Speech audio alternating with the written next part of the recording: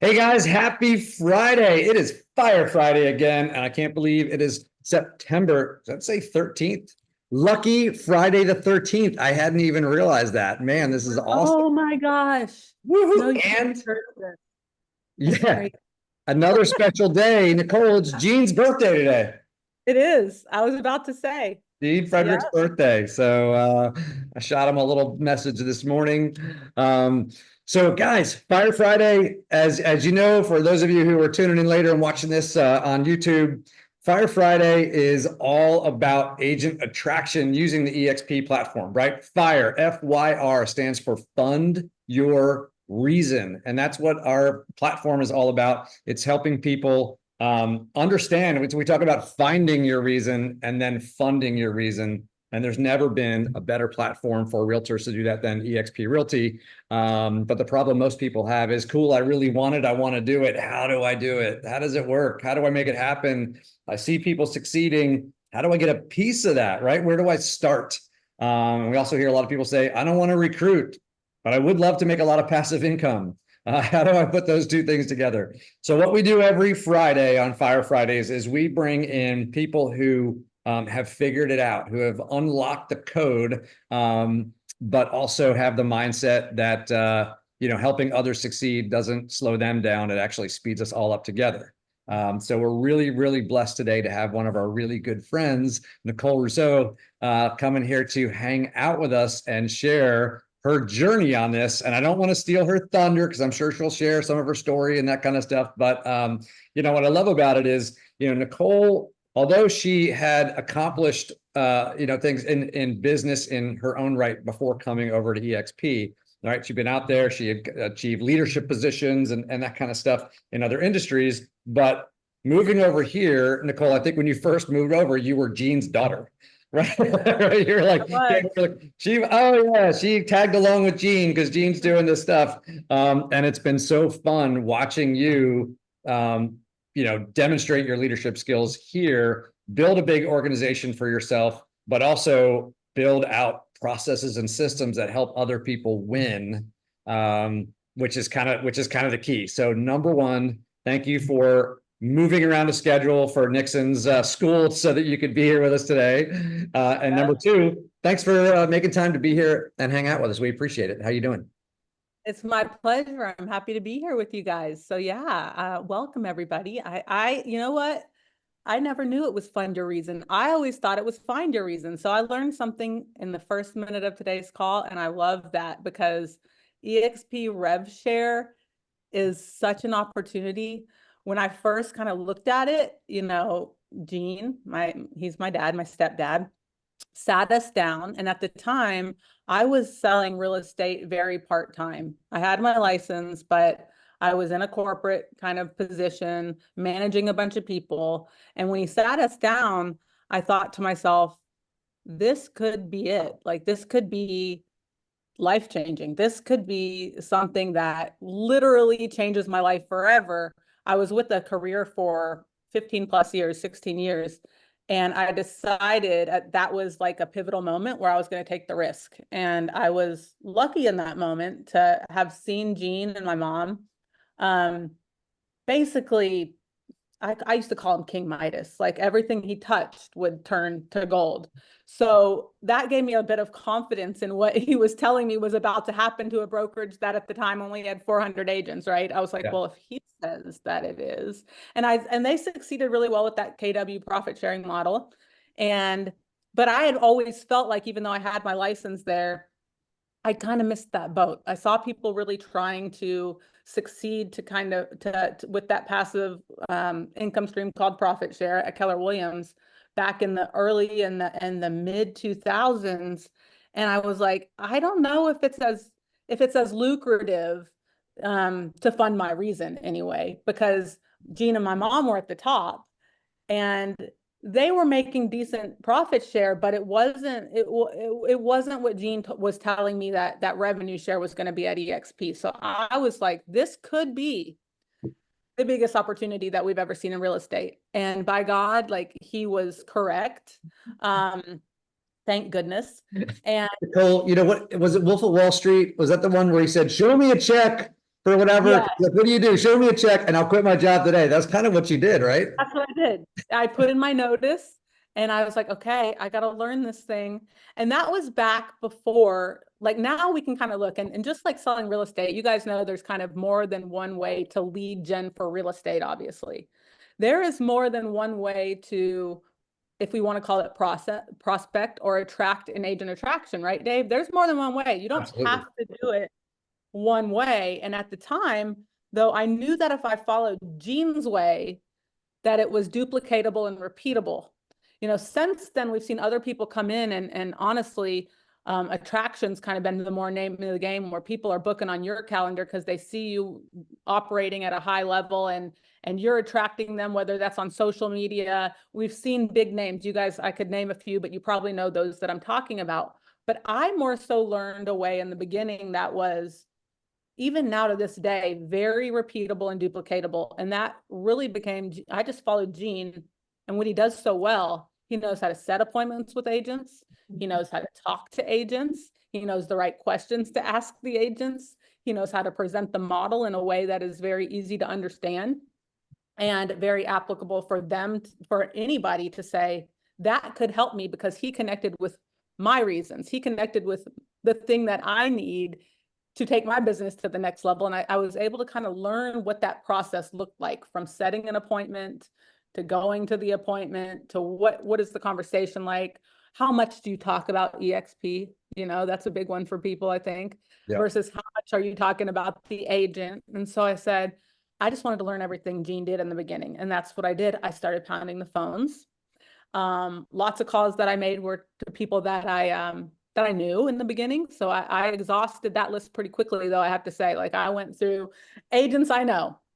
And then I said, okay, now I got to go through agents that I kind of know, or agents that might know me because they know Gene. I played that card a little bit. Mm-hmm. And then after that, it was like, okay, now I got to go real cold.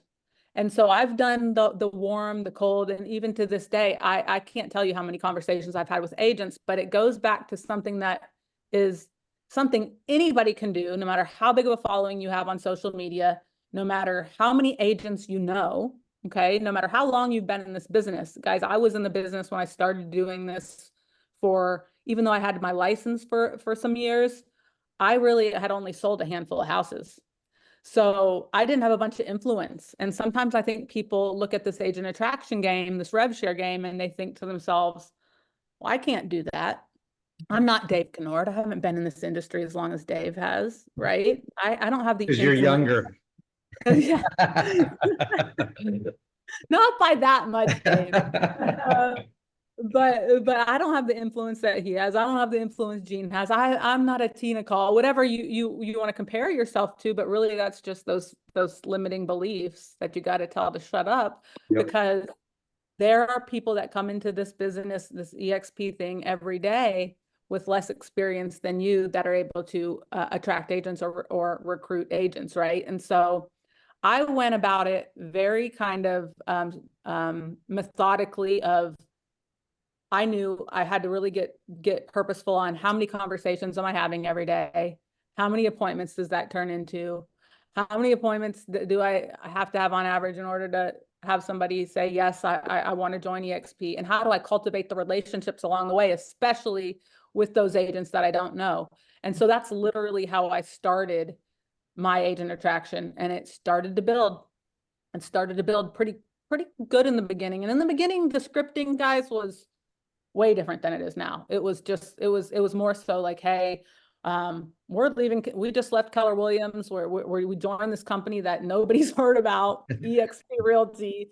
And I believe that it's going to change the industry, and more specifically change agents' lives financially.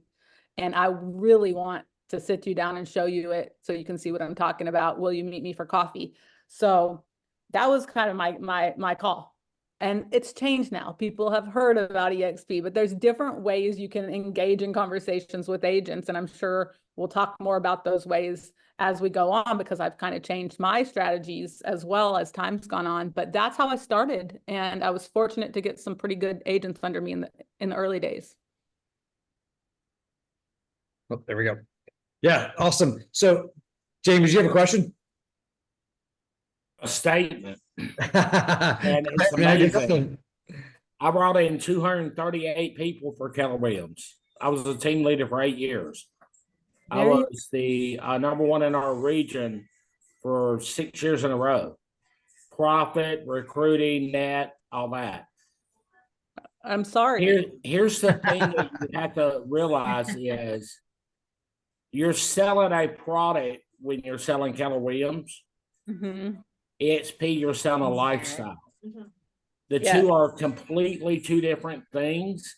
And I've got a team that I'm working with right now of 17 that do over $50 million. And I just said, let me just send you the financials. I don't want to sell you. I just want to see the financials, see how you can make more money. Mm-hmm. If you know now that what the world we live in is economic downfall, right? At Keller Williams, as a team leader, we had to sell people. We had to convince people to come over. We had to go after them. We followed up. At EXP, what I'm finding is I'm growing my downline because I don't have to sell. It sells itself. I will tell you this: profit share depends on somebody else. Rev share doesn't. And when I realized that, and I've been with EXP, I left EXP a year and a half ago. My first rev share check was bigger than the biggest profit month we ever had. Mm-hmm. Okay.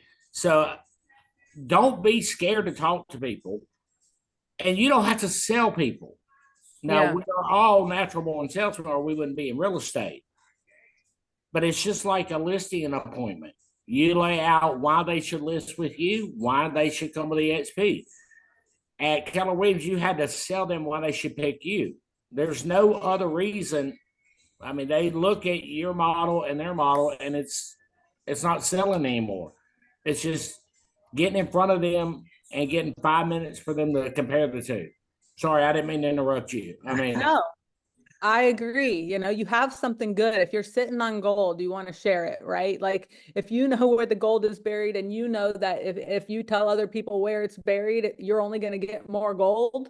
Like, why would you not want to tell people where the gold's at? You know what I'm saying? So, and something that kind of rang true about what you were saying too is revenue share is so powerful because Keller Williams, that type of model, even though it was the first of its kind and it was great for its time, you didn't know what your profit share check was going to be like. It was dependent on the market center that you were attracting agents to. You know what I'm saying? And so the profitability of those market centers, for the most part, most of the time, are actually not that high. So when I saw that difference, I was just kind of like, wait, and the way I was taught it is like, we're getting the owner's money. We're getting the money on the top. This is an opportunity that, like, it used to only be available for the owners of the company, right? We're getting paid as owners. We're literally taking a slice off the top, which is so powerful. And as such, there will never be a model, a new brokerage to come to pass ever again that is a brick and mortar franchise.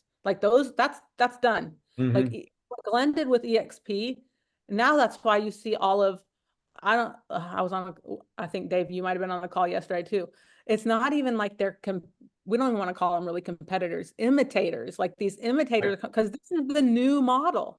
This is the new model. And now that's all you're going to see kind of popping up here and there with like tweaks. But EXP, I mean, we've gotten purified in the fire, and we are the best, and so I think one thing I learned, and I love what you're saying. The one thing that is a big aha to me is, do I want to spend my money, or do I want somebody else spending my money?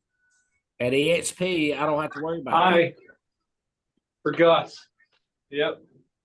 I mean, I don't want the owners going on a vacation to the Bahamas and charging the market center for it. And then what you're saying is exactly right. It depends on what market center you're associated with. Well, as business people, I mean, I'll be honest with you. And I mean, I'm a little blunt, but as business people, do we want to pay a lot of taxes? No, we try to zero out everything we can by the end of the year or time tax season. The owners of Keller Williams do the same thing. They don't want to show profit. So they're going to zero out the less profit they can. But what that's going to do is hurt you, and you're out recruiting for them. At EXP, look, I got my rev share, and I was happy. Look, now I can take James, hold on one sec, buddy. I'm sorry. I want to make sure we're hearing from Nicole because we got our time to be on here on the I'm sorry. That's all right, brother. Thank you, man. No, you're throwing out really good stuff. So to make sure we get a couple of gems out of Nicole here. Well, and I definitely appreciate what you're saying. And one of the things I was thinking as you were talking too was that you know what you're dealing with. Like, you know, the company, you know the benefits, obviously. It's already started to change your life, and you're excited and enthusiastic to share it. And that's coming through even in this call right now. And so that is another key that I think is important for all of us to know and understand. If you don't feel the way he feels about EXP, you got to dig and find why you're here. You got to dig and find that, because you can't be a secret agent and expect that you're going to start to bring in agents. Yeah, go ahead, Dave. I was saying, and Jamie knows this too, being a team leader and everything else, is and when you're recruiting, if you don't believe, like we've seen people where they bounce around to wherever the money is, versus being passionate about where they've chosen to be a partner.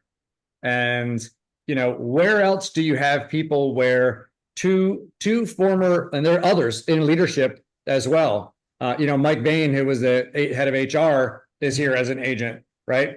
And Jim Huang, who was the founding president of EXP Commercial, right? He stepped out of his role to build his business on this platform because it's a powerful business. I stepped out of my role because, that's why I came here, not for that role. I came here for this first, right? Had an opportunity to do that. But where do you go where the executives, when they step out of their role, retire, whatever it is, don't leave the company, right? Typically they're going for the next paycheck or the next whatever. It's passion for the platform. And so it's believing in the company and being a partner with the company that drives the passion to do it. And that's what you're hearing out of Jamie, right? Where he's like, hey, this really is different. It's a different culture. It's a different business model. It's a different opportunity. It's a different partnership. It's different everything. He's experienced it at other companies. And, those other companies are good companies. But what's the, that difference is what drives. And so, really understanding the company and taking advantage of it yourself to then turn that enthusiasm to go share that for others. That is key. That is key. And the great thing about what EXP is doing, especially right now with the education and everything that they're bringing and making positive changes, is huge. When you see Leo out there in the press and things like that, get to watch that stuff, y'all. Watch that stuff. Keep an eye on it, because right now I think it's a great time to get out there and talk to agents, because people don't have their broker or their CEO on the forefront of what's going on with this NAR thing. And a lot of people are freaked out, and a lot of people don't know what the heck to do. And that is an incredible opportunity for us to go have those conversations, because not only do our leadership know what to do, they're leading the industry in what to do.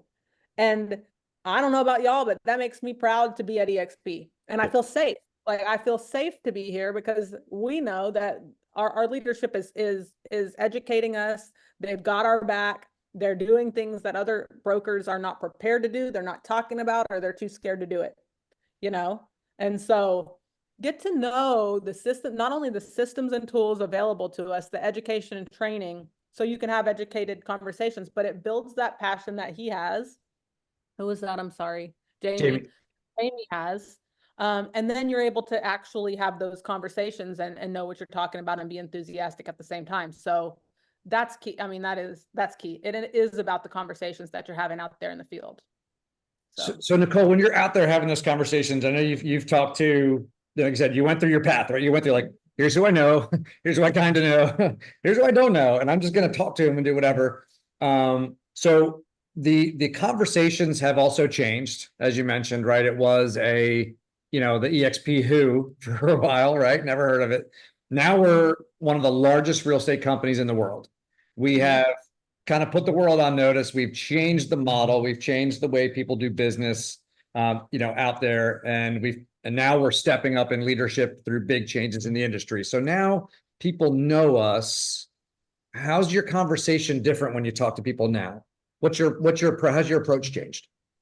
My approach, and this happened kind of a few years ago where I was really intentional about this change, being that people have heard about EXP and they've probably had a few different people call them and want to present it, or maybe they have a friend who's presented it. I veer away from walking into a room and everybody knows I'm the girl that's going to talk to you about EXP, right? I don't want to, that's not the reputation I'm trying to have. I don't want to repel people. I want to attract people. So my approach now, being that people have probably heard about EXP, is in my mind, I want to find out what they think they know about EXP, but I don't just straight out ask them that at first either. I'm more so open-ended questions about them and their business, finding out where their pain points are, where they're struggling, how's their brokerage handling the lawsuit, do they have forms, like what's their life look like right now? Are they scared because we're in a shifting market? How many listings do they have sitting on the market right now? And is that different for them than it was a year ago, right? And how does that make them feel about the certainty of their future? Because if I can get those questions answered, then it gives me, they're inevitably going to reciprocate and ask me about what's going on with my business and how I'm feeling. And I got to tell y'all, I'm feeling gravy. Like I'm feeling so good that I don't have sleepless nights about this shift in the market, because although I know that overall the revenue produced in real estate as a whole is taking a hit, I know my bills are still paid because of funding my reason. You know what I'm saying? And so that peace of mind that I have, I want to share that with those people that are right now. And there's so many out there. The conversations I'm having right now, people are like, yeah, people have like 8 to 10 listings that are just sitting. I'm in the Dallas-Fort Worth market. I know not every market's like this, but here in this market, people are freaking out. It's a change. It's a huge change. So that's a great opportunity. I look at it as, what are your problems?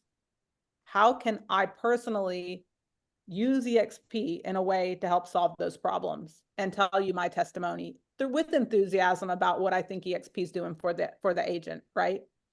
And that's, so to answer your question, Dave, I'm more so focused on getting to know, building the relationship with that agent, not just coming out the gate with EXP. And then as the conversation and interactions evolve, finding out because they'll tell me whether I directly ask them or not, but it's not what I lead with anymore. It's more of, well, we'll find out what they know about EXP. And I'm able to tell them whether what they've heard is either true or not, in my perspective, what things have probably changed since they last heard about it, and why now might be a better time than when they first heard about it, and why our organization is a good choice maybe for their situation right now, especially if they're here local with me, right? Yeah. So that's kind of that's the approach that I've taken really the past few years, and it's been a game changer. Yeah, that makes so much sense. And it's, when you were saying that, it reminded me of the concept that if someone says, "Hey, like I've got a headache," I don't feel like I got a headache, right? If you're going to give them something for their headache, do they necessarily care? And maybe there's a bad analogy if we pick something else, but like, do they necessarily care the brand? Like, I need some ibuprofen or whatever. Like, well, do you want Advil or do you want whatever? If there were multiple brands of that. So if they've got a problem, if they broke their leg and you're going to give them a splint for their leg or something like that, they're going to go, well, you're not going to go, listen, this is, Johnson and Johnson, this is whatever, this is this brand, and talk all about the brand. This company's been around for 50 years. They're and they're going, well, okay, what's it going to do for my broken leg? Right. And so when you're talking to an agent, like you said, and you're going in and asking how their business is. How are they feeling? There's turmoil in the industry. How is it impacting your business? How's your psyche? How your emotions? How you're feeling? How's your business, being impacted by this? What are you doing? What are you finding that you need right now the most? What are your pain points? What are you excited about? What are your goals and where you're trying to go? Like all of those things. And then you're not going to go, well, I really would like to get more leads. And you're like, EXP, like, right? Like, I really would, I really could, I need some help figuring out how to navigate this and have some scripts for my sellers, on what to do. EXP, right? EXP isn't the answer. The tools and resources and stuff that we provide are the answers. And so you can go through the entire conversation with them without ever mentioning what brand you're talking about. Yeah. Right. So it's just when you're asking questions about where they are, if they're feeling uncertain and need help, then you can say, oh, so if I could provide these things for you to get rid of those fears and problems, would that be helpful to you? Yes. Or I'm trying to get here. I'm really excited about this. And cool, if I had some tools, whatever, and I could connect you with some people that could help you with that, platform, whatever. And in doing that, you actually kept more money in your pocket. Would that be important to you? Yes. Right. And cool. So I can do those things for you.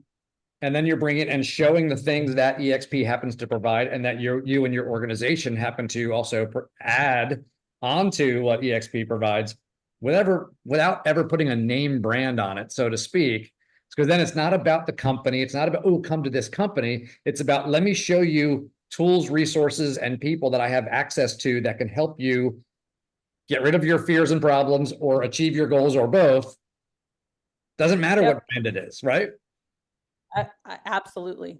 Absolutely. I could not agree more. And I thought of something else too.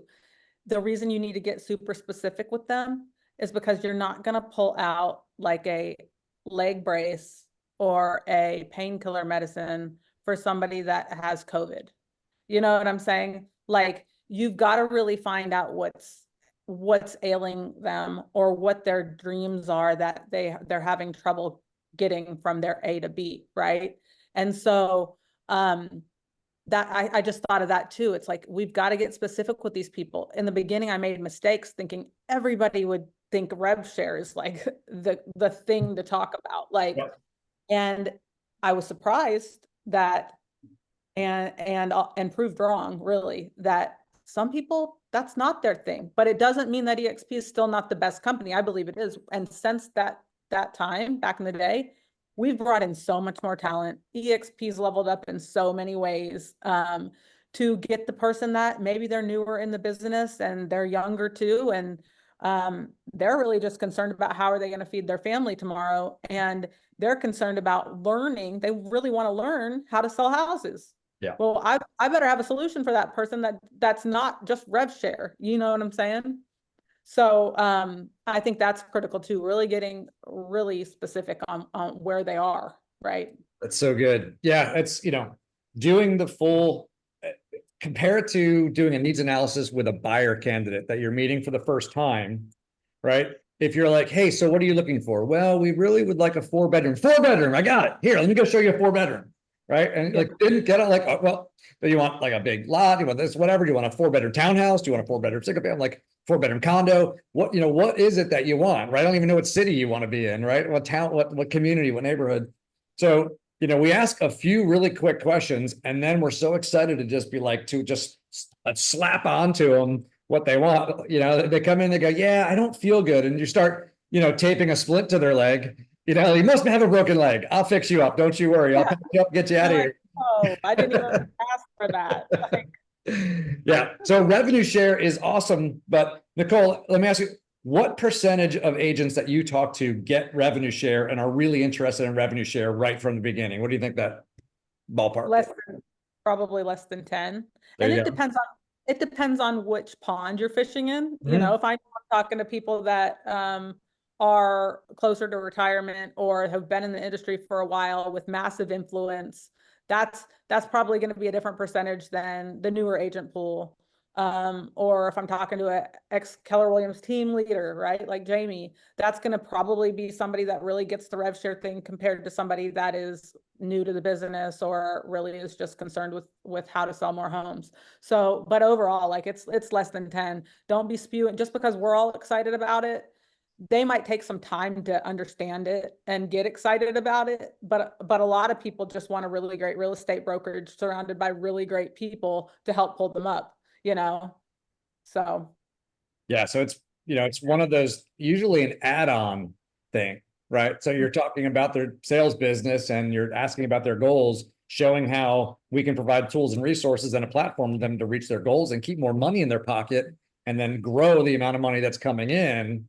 And oh, by the way, on that note, there's some other things that you can do. EXP's got a whole bunch of different things on the platform and ways to make money. You can make money.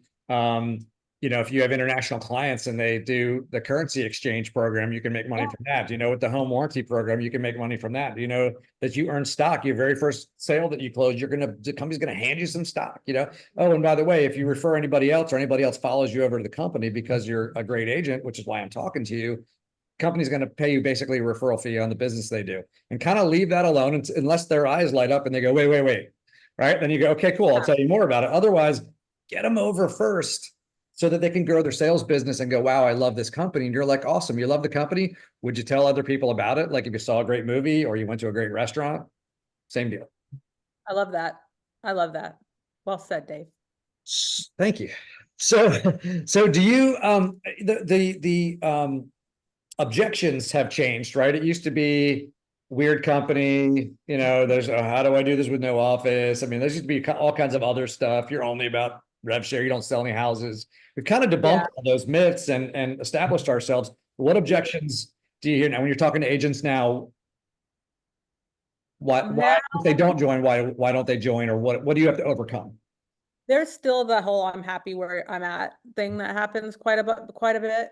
And anytime that happens, I just kind of relate to them and just say, that's great. I wouldn't expect anything different, especially, you seem happy and you're doing X amount of business. Like I totally respect where you're coming from. And then I just continue to kind of say, it wouldn't offend you if I just talked to you about this that I think you might find interest in, would it? Or, hey, I don't want to push too hard, but I really think you would get a lot out of this event that's going on coming up. And I'd be honored if you would be my guest. Stuff like that, just continuing to invite somebody that is happy where they're at and not coming off as like you don't understand that. Like, why the heck would you stay with Coldwell Banker? Like you don't want to be oppositional to their happiness in that case, I don't think. But unless somebody tells me like an aggressive, like, no, don't talk to me about EXP, I very strategically massage it into our interactions. And I know that this is a process. It's about relationship. And what I got really much better at over the course of the past, probably more so 4 years, was understanding that I'm now in the relationship business and I've got to make friends with as many agents as I can and let that be my focus rather than being so attached to whether or not they join EXP. And when I started doing that, I started having way more success because then I was just focused on the relationship, and joining started to happen as a result of me really getting good at the relationship. So that's one objection that happens. Other objections, kind of, I think some people are at, flat fee brokers, and they just can't imagine paying their broker $16,000, right? And so you have to really kind of, in my mind, my immediate thought to that is EXP for me, for example, pays me way more than I pay them, right? Way more than I pay them. So the 16,000 ain't nothing, right? So I really start to break down and get them to understand it's not so much about what you pay your brokerage, it's about your net. Isn't it? Isn't that what we're all interested in, is the net amount of income that we make at the end of the year? And if EXP provides ways where we can increase the amount of revenue you come in, then I can make that 16,000 that you're paying to the brokerage obsolete, especially if you're like an icon agent, right? So I really get into the objection on paying a broker 16,000 for those agents that are used to paying less. I really get into the cost analysis and help them to understand that 16,000 is not the number you should be focused on. the net number is what you should be focused on, and the opportunity for growth to make that number bigger is what you should be focusing on. And so I do a cost comparison analysis with them. I give them some examples. I really drive home the fact that, like, I don't miss the $16K that I pay into the company every year. That's a wash. And then some. Like, my broker pays me to be here, right? So that's another objection, and that's how I handle that one, Dave. Other objections right now, people that are looking at the next opportunity. They're looking at the other imitation brokerages out there, right? They're comparing us to the Reals and the Epics and the other imitations that are trying to be like us, right? And so with those, I've learned that I want to really emphasize that EXP was first to market with this. Y'all, I went through some trying times as EXP went through the growing pains, and these other companies are inevitably going to experience similar, if not worse, issues in that department. So EXP's not only ironed through those and got to the other side, but we've built the systems in place. And by the way, we're profitable and we're sustainable. We've proven that. I show them, like, the Del Preet stuff and the things that I can show them to show them that if I was getting involved with a revenue share model, a virtual brokerage today, I'd want to know I'm getting with one that is profitable to where I don't feel like there's a chance they're going to take away my revenue share because they can't pay their bills. You know what I'm saying? Because any company can do that. Yeah. So I really just kind of drive home the point of showing them that we're with a company that has been proven. It's been proven. We're still here, you know, and other companies are just copying us, and they a lot of times are underfunded. And so we go through some comparisons. A lot of time I'll bring in the big guns for conversations like that. But that's another objection, right? People think that they're going to go be the next Gene Frederick, and that's not happening. So yeah, they don't understand what that means, right? And so that, like, other companies are promoting that and saying, oh, you know, you can get in early here, and you're not. The difference is, it wasn't that Gene got in early at a company and was able to take advantage of it. Gene got in early at a company that got into this segment of the market early because we invented it, right? Yeah. And so it's different. That's like saying, hey, a competitor to Apple is going to start now and compete against Apple, and you can get in early on that company. It's like, well, but you know, their stock, like Apple, is there because they've got all of these years of developing and mastering the market. It's different. So those companies are fighting their competitors for each other, and they're fighting over second place while we're cruising. You know, we're 3 times more around the track, and there's a map, like, there's no one running with us, and there's a cluster of people several laps behind us that are trying to trip each other and get into second place. Yeah, that's fine. It's still far back in second place. And like you said, there's a lot for them to go through. And most of them, we didn't have debt from the beginning. We didn't take on debt to do this. We didn't borrow money to do this. We didn't get massive investors that own. I mean, Glenn and a group of others, you know, have been the massive shareholders. 67%, I think, of the company is owned by agents, right? And that only happened over time once we were huge and institutional investors wanted to invest in. And so from the beginning, it was like 99% of the 100% of the company was owned by Glenn and agents, and then Gene and others, and, you know, and so that's a huge difference when you have massive debt and you still haven't gone through all the growing pains. Yeah, it's going to be. You're talking about a company that's about 70% owned by agents, like, that's the shareholders. Think about who they're trying to protect the interest of when they make decisions on. They're protecting the people that hold the most shares in the company's investment, right? Yeah. And that happens in our company to be us, the agents. Yeah. So when they make decisions, they're making it for us, not to some Wall Street, you know, investor to make them confident that they're going to keep their money in the company, right? Yeah. So a different difference there. Yeah. So these are all conversations, right? Things that could come up, because the people you're talking to, you know, number one, you may have some people that are looking to make a move, right? They want they feel like there must be something better out there, or I'm happy where I am, but I feel like I need something more and I'm just not getting it here. Or I'm unhappy where I am and I'm looking to make a move and I'm checking out some of my options. Um, or I'm happy where I am and I'm not looking at anything. You came to me. So, to make me move. Right. And again, I'm looking around at different options. So you have all of those different conversations that can take place. And that's where, Nicole's talking about the arsenal of information that she has at her fingertips.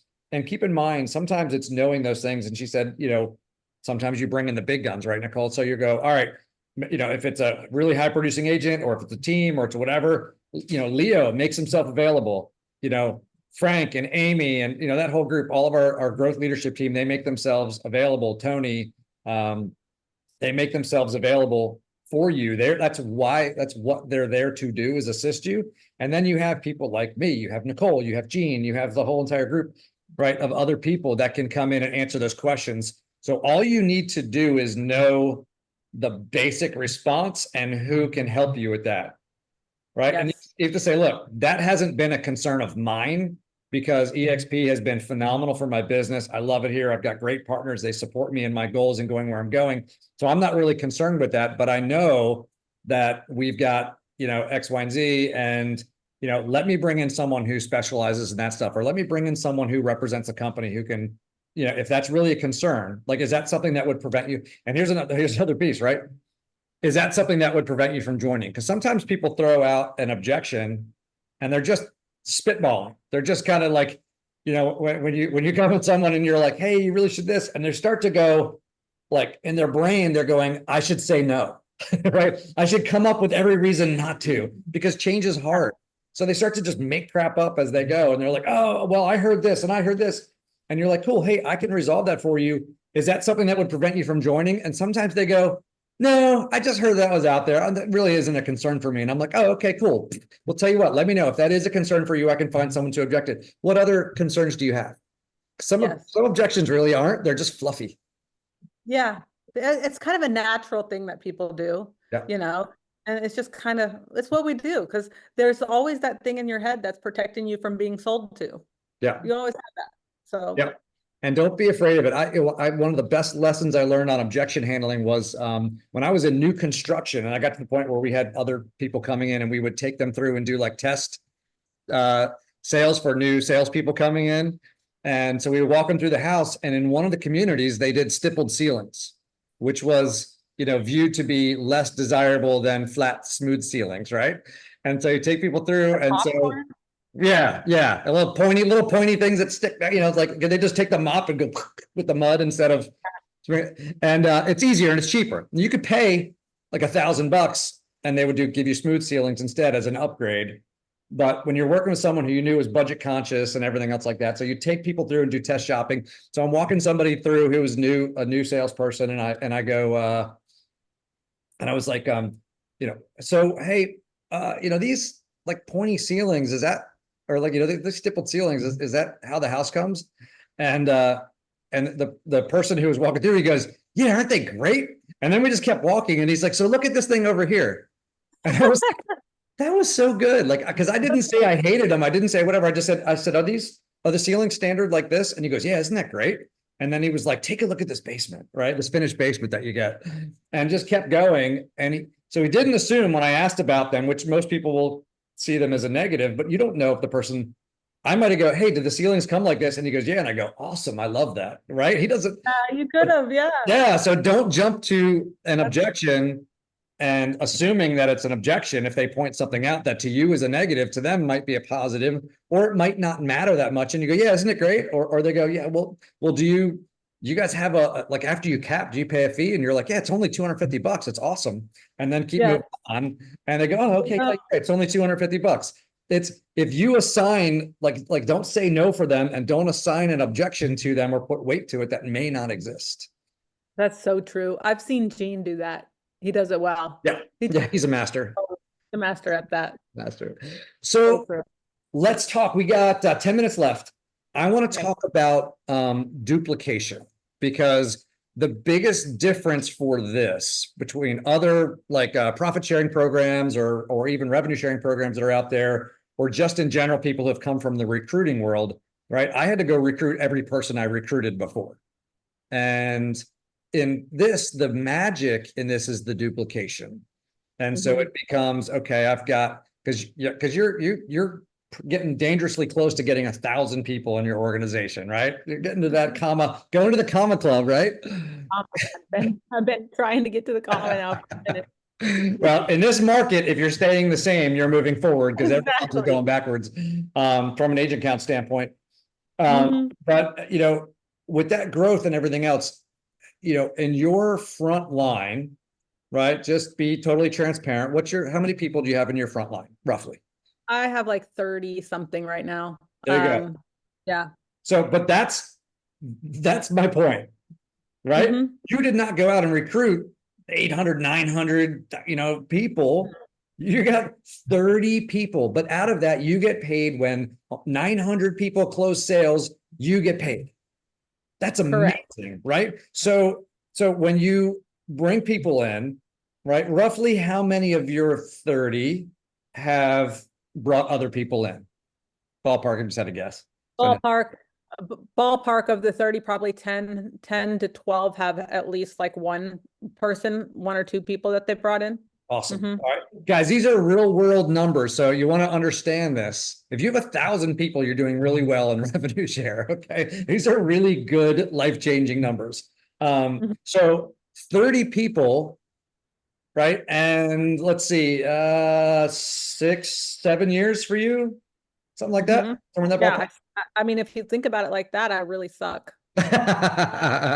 Hey, we all want to suck like that because that's you have great numbers. That's called leverage, right? And I know you work hard for it, but what you work hard for is finding the right people in that front line and then providing an environment that's conducive for those that want to take advantage. Because you're actually high because you got 30% of your people, at least a little bit more, 33% or whatever of your people are taking advantage of revenue share when the average is under 20% at EXP.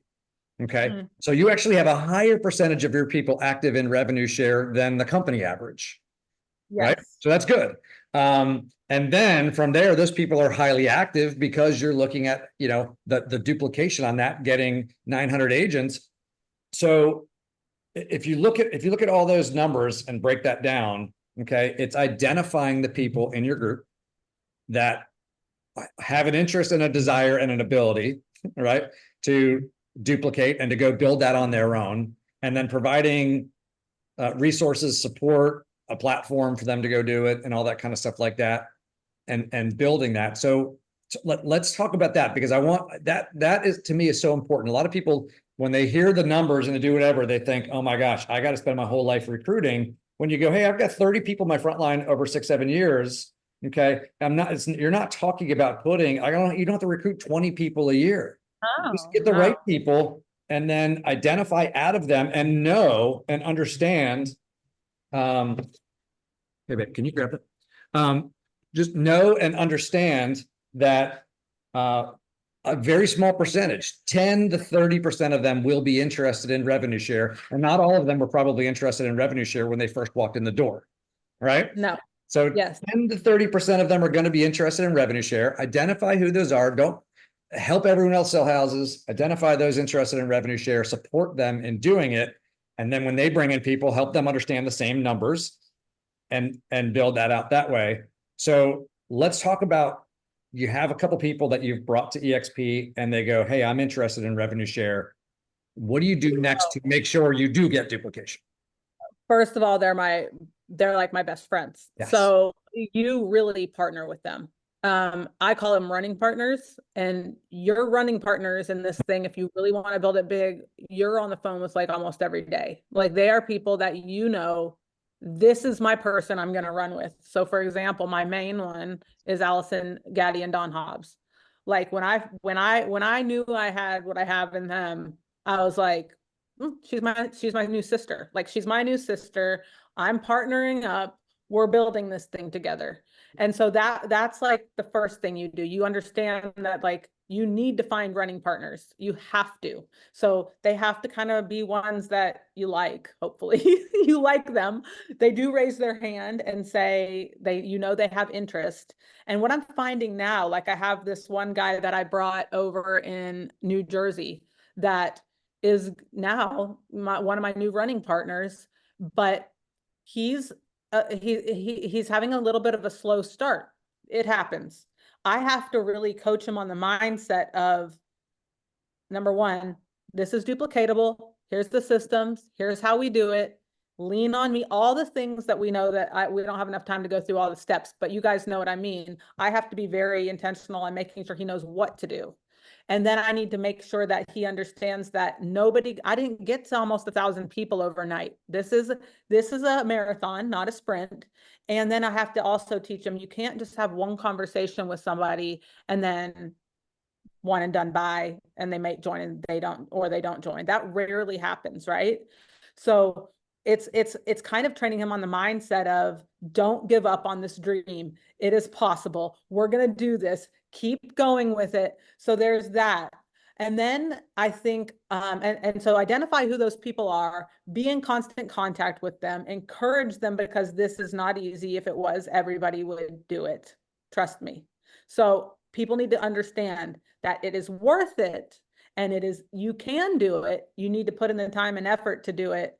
And it's simple enough and duplicatable enough. We have the systems. You can learn it. Everybody can do it, no matter who you are. But it doesn't happen spontaneously. You have to work at it. And so really getting with the person and almost becoming their coach in the beginning of mindset, how we're going to go about doing this, and plugging them into the system. So a couple of things that we do in our group, and I'll talk about more kind of group wise, and then on a bigger scale, which is my focus now, is like we've built the onboarding system for people to come in and a website where they can click and get on a three-way validation call. So we teach them where to go. This is how you do it. Here's all your attraction tools. Here's the presentations. Here's how we have the calls like you guys have. So this is great, keeping people kind of engaged and on the same page. And then we have that, what I look at is like now that we have people, we've got to make sure that onboarding experience is good.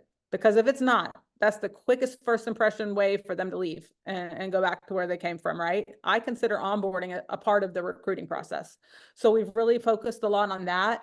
And then we do things more so that are around retention. You'll find with retention, some people plug in to the company and some people are lone wolves, but you have to kind of determine where that line is and make sure that you're not just kind of loving them and leaving them.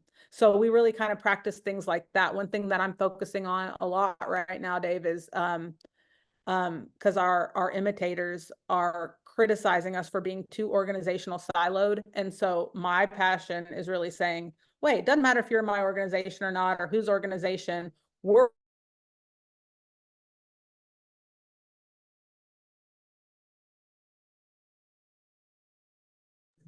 right now. Everything is different. Comcast is having an issue.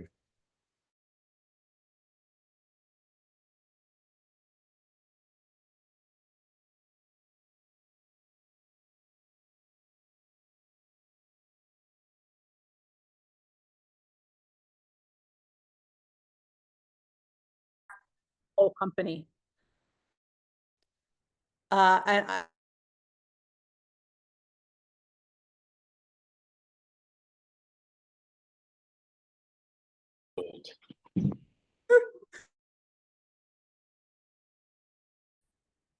Oh, I thought it said he came back on. Aw. He somehow got kicked off. Let me see. Can you guys hear me? Oh, yeah, your Wi-Fi cut off. Yeah, so I'm sitting here getting text messages from Xfinity like, there's a service problem in your area. And I'm like, no. Boom, everything went. I was like, Jill says, yeah, I didn't want to disrespect the fact that I know that this call ends at the hour here, but I'm available for a little bit if I don't know how you normally do it, Dave, but I just, finished answering your last question. Awesome. Thank you so much. Yeah, sorry about that, guys. It's been funny. Like, of course, we're in the middle of the reno, so we have like my contractor is out trying to pick up material and he's calling us. We have the pest control people coming in. Like you can see the disaster behind us. It's super fun. So Nicole, what's the best way? I appreciate that. What's the best way for people to get a hold of you? What do you prefer if they wanted to ask? You can either hit me up on my cell phone or workplace chat, but my cell phone I'll put in the chat right here.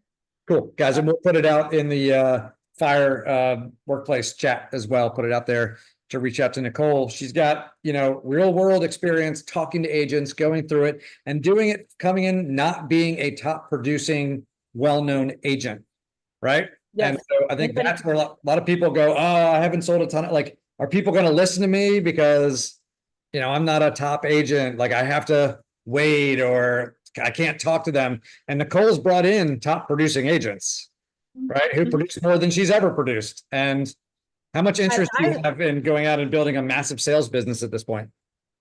Oh yeah, not much. Not much.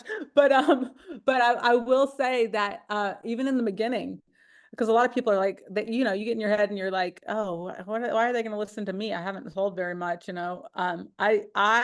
it's almost like my ignorance just helped me because I didn't know what was like a super mega producer versus not. I didn't know what the volume numbers really stood for at that moment in time for me. So I was just picking up the phone. It didn't matter what I saw. And so I'm having the conversations, but even the conversations I was having with people that produced north of like 25, 30, 50 million, nobody once asked me how much real estate that I've sold. Yeah. So yeah, that's in our own heads, right? Don't create objections that probably don't exist. So guys, I'll leave you with this. Just listening to this example, right? How many of you would love to have, 1,000 people in your revenue share organization when they all sell houses, EXP gives you a portion of their money? Anybody not want that? Right? Everybody wants that. It's an incredible opportunity. You're looking at, like think 5 years down the road. Okay, think 5 years down. Like if you try to get it all in 1 year, you got to, unless you're ready to walk away from your sales business and just focus on this, great, go do it. You can ramp it up faster. You can just go full time and go after it and crank it. But two things I'm going to tell you. One is when the market is in turmoil, right? Or change, I should say. Turmoil is the wrong word, but if the market's in flux, it's in change and things are moving and all that kind of stuff like that.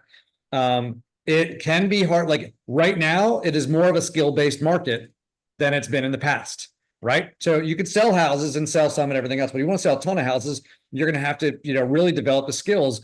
What's great is if you're newer in real estate right now, you're not going to know anything different. You're going to come out there. I see Brandon on here. Brandon's newer in real estate, right? And he's out there knocking on doors and doing whatever, getting socials out there and doing things to generate leads and to build his business. That's awesome, right? So if you're getting into the business now, you're going to develop skills that when you're in coast, like when the market's like cranking and it's a little easier to do it, you're going to really fly. It's the same thing right now with agent attraction, because houses are selling.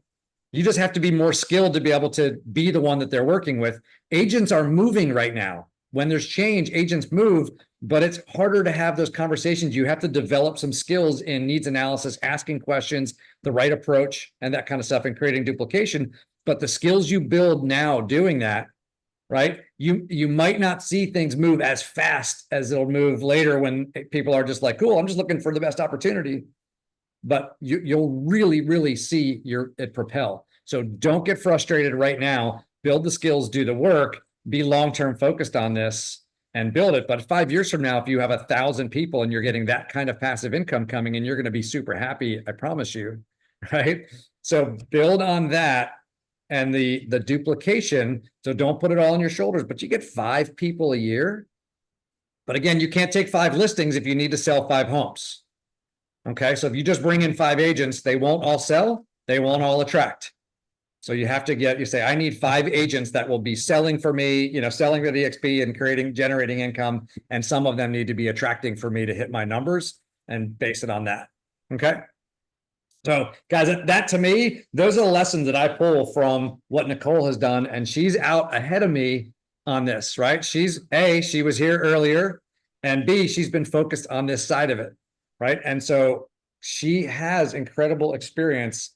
This is the path. This is the path. So Nicole, I'm so grateful for you to come and just kind of lay this out for everybody. We're getting comments all over the place on how helpful this is. So thank you so much for being here. Thank you for having me. It's truly fun and an honor, and especially for Dave and Kristen. Kristen, I just love those two. You guys are super fortunate to have them as your leaders, as you already know. But lean on everybody, and not only them, but I'm available. I'd love to help. I know Gene is available too. He is y'all's upline as well. So anything we can do to help, we're in this together. And I just hope everybody just, grabs this time and makes it one where they just capitalize on this on this opportunity. So it's a heck of an opportunity, and that's all. Love you guys. Hey, and no silos. We are part of parallel organizations, but we're both, are under Gene. And so we have the Gene Frederick organization, but we all have access to, and Nicole is the key leader in that organization, helping make it all happen. So they have calls, General Gene's calls on Mondays and all that kind of stuff. So guys, make sure you're plugged in and getting access to all of the things that you have access to. And Nicole and Allison and Don are just super generous with their time and amazing humans, and they're doing really cool stuff. So guys, link arms and build those relationships. Let's all help each other out. Yep. All right, Nicole, thanks again. We love you so much. So good to see you. Appreciate you. Thank you guys. Have a good week. We'll see y'all soon. Thank you so much.